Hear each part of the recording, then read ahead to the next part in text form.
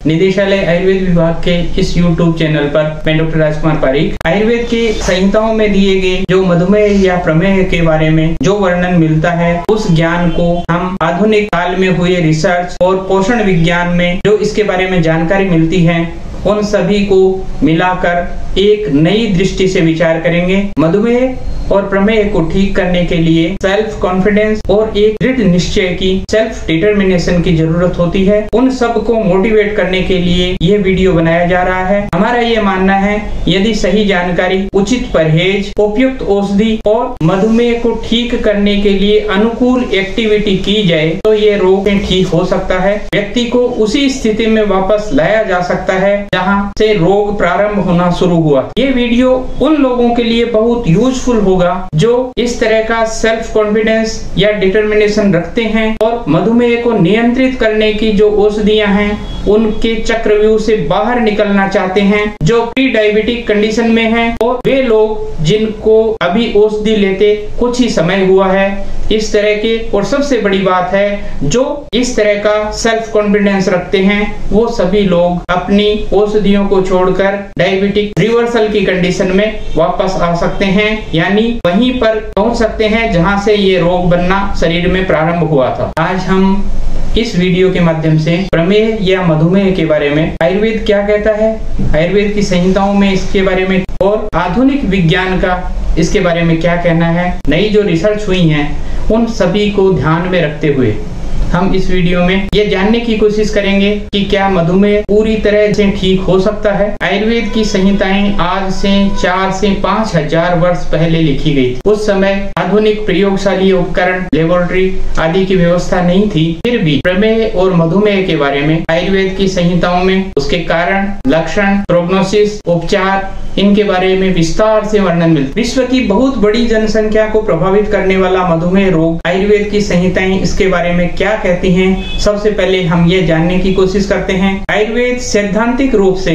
वात, पित्त, कफ ये 3 दोषों पर आधारित विज्ञान है। आयुर्वेद का यह मानना है कि जब वात, पित्त और कफ इन 3 दोषों का शरीर में बैलेंस बिगड़ता है तो हमें रोग होते हैं और जब इनका बैलेंस एकदम ठीक रहता है तो हम स्वस्थ रहते हैं। आयुर्वेद के सबसे महत्वपूर्ण ग्रंथ चरक संहिता में प्रमेह के कारण बताते हुए आचार्य चरक लिखते हैं, आस्या सुखम स्वप्न सुखम दधिनी ग्राम्योदका नूपरसा पयांसी नवन्न पानम गुड़ विकृतम च प्रमेय हेतु ककृच्च सर्वम। इसका मतलब ये है कि शरीर को बिना कोई कष्ट दिए अपने काम करना, सुख पूर्वक रहना, ज्यादा सोना, जल में रहने वाले जंतुओं के मांस का प्रयोग करना, नए धान का प्रयोग करना, गुड़ या चीनी से बनी हुई चीजों का ज्यादा प्रयोग करना, दही का प्रयोग करना, शरीर में कफ को बढ़ाने वाले पदार्थों का ज्यादा प्रयोग करना प्रमेह रोग का कारण है। इसके साथ ही आचार्य चरक कहते हैं कि प्रमेह रोग उन व्यक्तियों में ज्यादा जल्दी होता है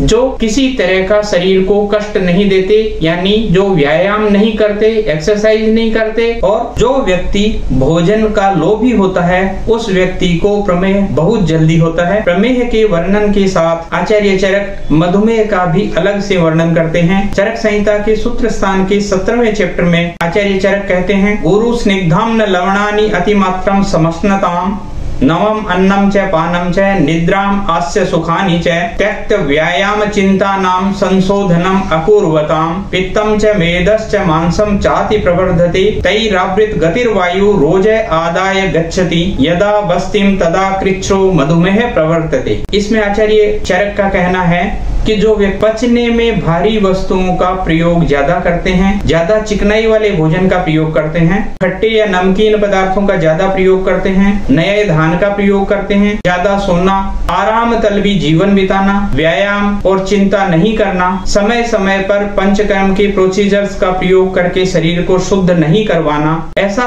करने के कारण शरीर में कफ, पित्त, मेद और मांस बहुत ज्यादा मात्रा में बढ़ जाते हैं और उनके बढ़ने के कारण शरीर में वायु अवरुद्ध हो जाती है। वह बस्ती में जाकर शरीर के ओज को मूत्राशय से बाहर निकालती है। इस अवस्था को आचार्य चरक मधुमेह कहते हैं। आयुर्वेद में 20 प्रकार के प्रमेय बताए गए हैं। 10 प्रमेय कफ से होने वाले हैं और वह चिकित्सा करने से आसानी से ठीक हो सकते हैं। 6 प्रमेय पित्त से होने वाले हैं, उनको यदि सावधानी से चिकित्सा की जाए तो ठीक हो सकते हैं। और वायु से होने वाले जो 4 प्रमेय हैं वो या तो ठीक नहीं होते या उनकी चिकित्सा कभी भी बंद नहीं होती, यानी व्यक्ति को लगातार औषधि के सहारे रहना पड़ता है। आयुर्वेद में जो प्रमेय या मधुमेह के कारण बताए गए हैं उनके बारे में विचार करें तो पहला कारण है हमारी लाइफस्टाइल सुख पूर्वक रहने वाली। यदि हम आराम तलबी जीवन भी जीते हैं तो मधुमेह का एक कारण है। दूसरा कारण, हम भोजन में बहुत ज्यादा कैलोरी वाला फूड या बहुत ज्यादा कार्बोहाइड्रेट वाला फूड हम लेते हैं तो वह मधुमेह का एक कारण है। आधुनिक काल में रिसर्च हुए हैं, उनमें भी मधुमेह की खराब लाइफस्टाइल या ज्यादा कैलोरी वाला फूड या ज्यादा कार्बोहाइड्रेट वाला फूड, यही कारण सामने आए हैं। अब आधुनिक चिकित्सा विज्ञान एवं पोषण विज्ञान की सहायता से हम यह जानने की कोशिश करते हैं कि क्या मधुमेह को जड़ से ठीक किया जा सकता है। मधुमेह के बारे में आम तौर पर यह माना जाता है कि इसमें शरीर में इंसुलिन की कमी होती है और इंसुलिन की कमी होने के कारण ग्लूकोज का ट्रांसपोर्टेशन प्रॉपर नहीं हो पाता और शरीर में ग्लूकोज की मात्रा ब्लड में बढ़ जाती है, उसी को मधुमेह कहा जाता है। यह कभी भी नहीं ठीक होने वाली प्रॉब्लम है और इसकी दवाई सारे जीवन चलती रहेगी और सारे जीवन इसका परहेज चलता रहेगा। इस तरह की धारणा आम जनमानस में पाई जाती है। यहाँ पर हमने एक शब्द देखा ग्लूकोज, दूसरा शब्द है इंसुलिन, और इंसुलिन जहां से सिक्रेट होता है वह ऑर्गन है पेंक्रियाज। सबसे पहले अपन ये जानते हैं कि पेंक्रियाज क्या होता है और इंसुलिन क्या होता है। भोजन में हम 3 तरह के कंपोनेंट मुख्य रूप से प्रयोग करते हैं। पहला कार्बोहाइड्रेट, दूसरा फैट और तीसरा प्रोटीन। हम जिस रूप में भोजन को लेते हैं उसी रूप में वह अवशोषित नहीं होता, यानी शरीर उसको उसी रूप में एब्जॉर्ब नहीं करता। एब्जॉर्ब करने के लिए वह अपने अनुकूल उसको विघटित करता है। जैसे कार्बोहाइड्रेट अपने अंतिम परिणाम यानी ग्लूकोज में कन्वर्ट होता है, प्रोटीन एमिनो एसिड में कन्वर्ट होते हैं और फैट फैटी एसिड में कन्वर्ट होते हैं और फिर शरीर के द्वारा ग्राह्य होते हैं। जैसे ही हम कार्बोहाइड्रेट वाला भोजन लेंगे ग्लूकोज में कन्वर्ट हो जाएगा और ग्लूकोज में कन्वर्ट होने के बाद ग्लूकोज सेल्स तक अपने आप नहीं पहुंच सकता, उसको पहुंचने के लिए एक कैरियर की जरूरत होती है। वो कैरियर होता है इंसुलिन। इंसुलिन एक हार्मोन है, ये पेंक्रियाज से सिक्रेट होता है। पेंक्रियाज हमारे पेट में एक इस तरह की ग्रंथि है जो हार्मोन को सिक्रेट करती है, साथ में दूसरे सिक्रेशंस भी सिक्रेट करती हैं। तो इन हार्मोन में सबसे महत्वपूर्ण हार्मोन है इंसुलिन। इंसुलिन सिक्रेट करने के लिए शरीर में एक सिस्टम बना हुआ है कि जैसे ही हमारे शरीर में कार्बोहाइड्रेट जाएगा वह ग्लूकोज में कन्वर्ट होगा। ग्लूकोज में कन्वर्ट होने के साथ ही एक मैसेंजर सिस्टम के द्वारा पेंक्रियाज तक सूचना पहुंचती है कि वहां पर ज्यादा ग्लूकोज इकट्ठा हो गया तो इंसुलिन रिलीज करो। इंसुलिन रिलीज होता है, वो वहां पहुंचता है और ग्लूकोज के मॉलिक्यूल को उठाता है और सेल्स के अंदर पहुंचा देता है। जैसे ही सेल्स में ग्लूकोज पहुंचता है सेल्स उसका उपयोग करते हैं, लेकिन सेल का भी अपना एक मेमोरी सिस्टम होता है, वो जरूरत से ज्यादा स्टोर नहीं करती। हमारे शरीर में यदि ज्यादा ग्लूकोज पहुंच गया तो सेल्स उसको लेने से मना कर देती हैं और यदि जबरदस्ती किसी तरह से उन तक पहुंचाया जाए तो उस ग्लूकोज को वो चर्बी में कन्वर्ट कर देते हैं, यानी फैट में कन्वर्ट कर। तो पेंक्रियाज का काम हुआ इंसुलिन को सिक्रेट करना और इंसुलिन का काम है ग्लूकोज के मॉलिक्यूल्स को उठाकर सेल्स तक पहुंचाना। जब इस प्रक्रिया में किसी तरह की कोई प्रॉब्लम होती है तो मधुमेह डेवलप होता है। पेंक्रियाज से सिक्रेट होने वाला इंसुलिन कब सिक्रेट होता है, इसके लिए भी एक शरीर में व्यवस्था बनी हुई है। जब ग्लूकोज की मात्रा ब्लड में 70 मिलीग्राम पर डेसीलीटर से कम होती है तो इंसुलिन का सिक्रेशन बंद हो जाता है, लेकिन जैसे ही ये मात्रा बढ़ने लगती है वैसे ही इंसुलिन का सिक्रेशन बढ़ने लगता है। मेडिकल साइंस के हिसाब से देखें तो मधुमेह रोगियों को 2 वर्ग में विभाजित किया जाता है, diabetes type 1, diabetes type 2। Type 1 उस अवस्था को कहते हैं जब पेंक्रियाज से इंसुलिन का सिक्रेशन पूरी तरह बंद होता है या जरूरत से बहुत कम बनता है। उस अवस्था को टाइप 1 डायबिटिक कहते हैं। ये अधिकतर बच्चों में होती है या 25 साल से कम उम्र के युवाओं में होती है। इसमें इंसुलिन का सिक्रेशन पर्याप्त मात्रा में नहीं होता, इसलिए ग्लूकोज का लेवल बढ़ जाता है। इस अवस्था को डायबिटीज टाइप 1 कहते हैं। दूसरी अवस्था होती है जिसमें इंसुलिन का सिक्रेशन पर्याप्त होता है, ग्लूकोज भी पर्याप्त होता है, लेकिन इंसुलिन ग्लूकोज के मॉलिक्यूल्स को सेल्स तक नहीं पहुंचा सकता। इसका कारण ये होता है कि सेल्स की अपनी एक मर्यादा है, वो जरूरत से ज्यादा ग्लूकोज को अपने अंदर नहीं आने देती। इस स्थिति को इंसुलिन रेसिस्टेंस कहते हैं, यानी सेल्स अपने लिए एक इस तरह की दीवार बना लेती हैं जिससे इंसुलिन जबरदस्ती ग्लूकोज को वहां नहीं पहुंचा सके। इस अवस्था को इंसुलिन रेसिस्टेंस कहते हैं। टाइप 2 मधुमेह में इंसुलिन की मात्रा कम नहीं होती, अपितु वह बढ़ा हुआ होता है, क्योंकि जैसे जैसे ग्लूकोज की मात्रा बढ़ेगी वैसे ही इंसुलिन की मात्रा बढ़ती जाएगी, लेकिन वह इंसुलिन को सेल्स तक पहुंचाने में सक्षम नहीं होता। इस अवस्था को टाइप 2 मधुमेह के नाम से जाना जाता है।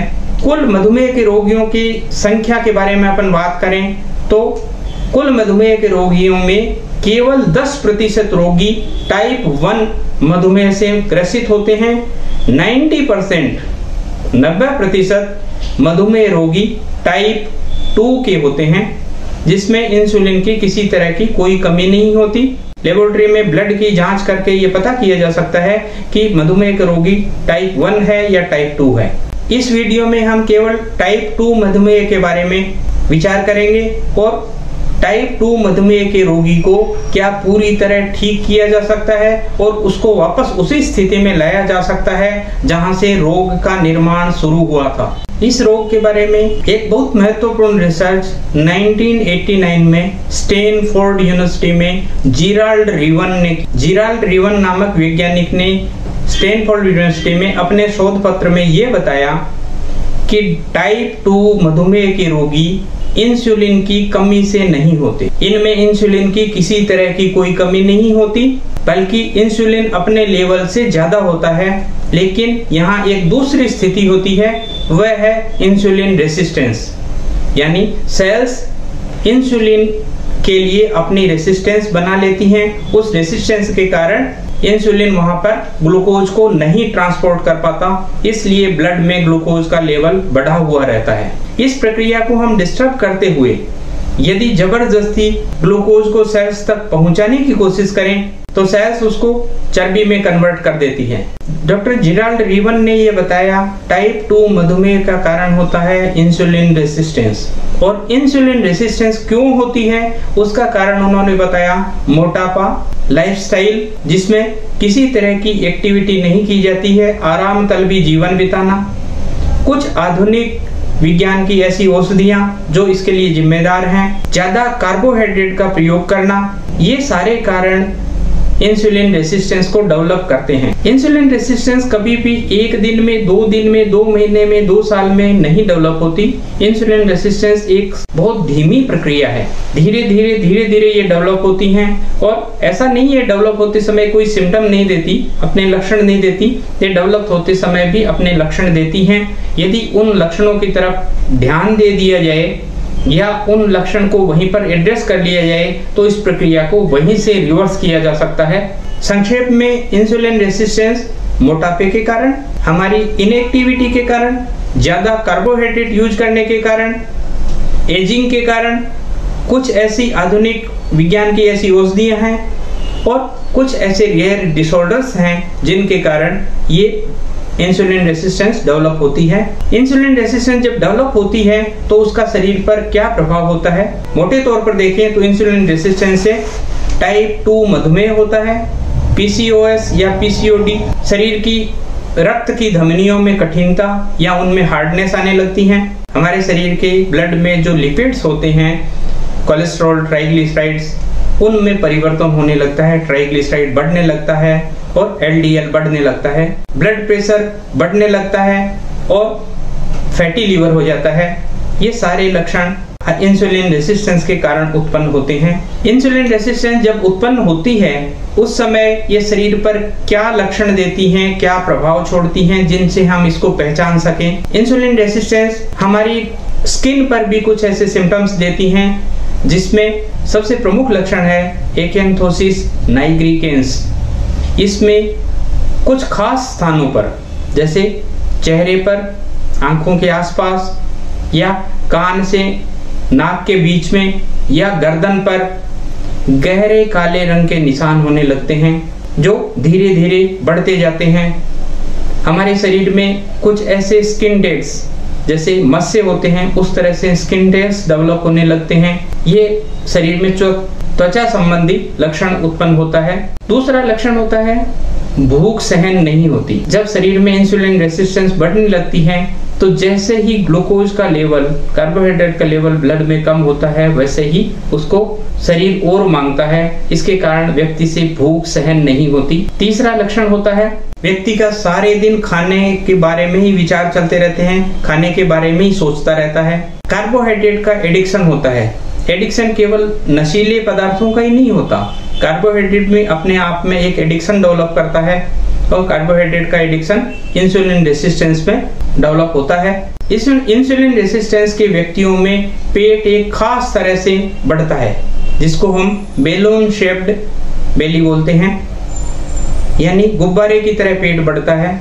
ये इंसुलिन रेसिस्टेंस का एक लक्षण है। इसके अलावा उस व्यक्ति में हाइपरटेंशन होता है, यानी ब्लड प्रेशर बढ़ जाता है। पैर के टखने के पास लाल लाल रंग के धब्बे होने लगते हैं। ये सारे लक्षण या इनमें से कुछ लक्षण यदि उत्पन्न होने लगे तो ये समझना चाहिए कि इंसुलिन रेसिस्टेंस डेवलप हो रही है। इंसुलिन रेसिस्टेंस डेवलप हो रही है या हो चुकी है, उसको हम लेबोरेटरी के द्वारा कैसे चेक कर सकते हैं? तो इसका भी एक मेथड है। इसके लिए हमें दो टेस्ट करवाने पड़ेंगे। पहला टेस्ट है fasting level of serum insulin, दूसरा है fasting level of blood glucose. शरीर के ब्लड में ग्लूकोज की कितनी मात्रा है फास्टिंग के समय और शरीर के ब्लड में इंसुलिन की फास्टिंग के समय कितनी मात्रा है। ये दोनों मात्राएं चेक करवाने के बाद fasting level of serum insulin, fasting level of blood glucose, इनको आपस में मल्टीप्लाई करना है और जो वैल्यू आती है उसको 405 से यानी 405 से डिवाइड करना है। अब जो वैल्यू आएगी वह वैल्यू यदि 1.49 से नीचे है, यानी 0.49 से लेकर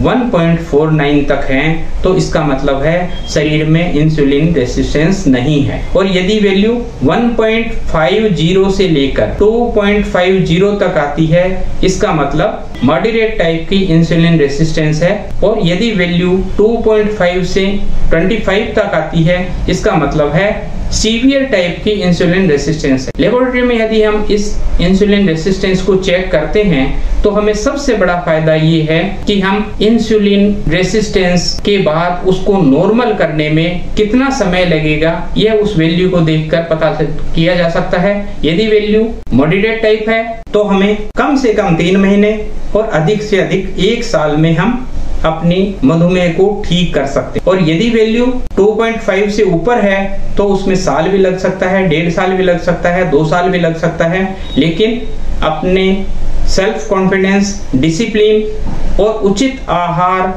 और व्यायाम के सहारे हम इस अवस्था को भी रिवर्स कर सकते हैं, यानी वापस उसी स्थिति में पहुंच सकते हैं जहां से यह रोग शुरू हुआ था। मधुमेह के बारे में विषय लंबा होने के कारण यह वीडियो 2 भागों में बनाया गया है। पूरी जानकारी लेने के लिए दोनों भाग जरूर देखें। दूसरे भाग में हम उसकी चिकित्सा या ठीक करने की प्रक्रिया के बारे में बात करेंगे।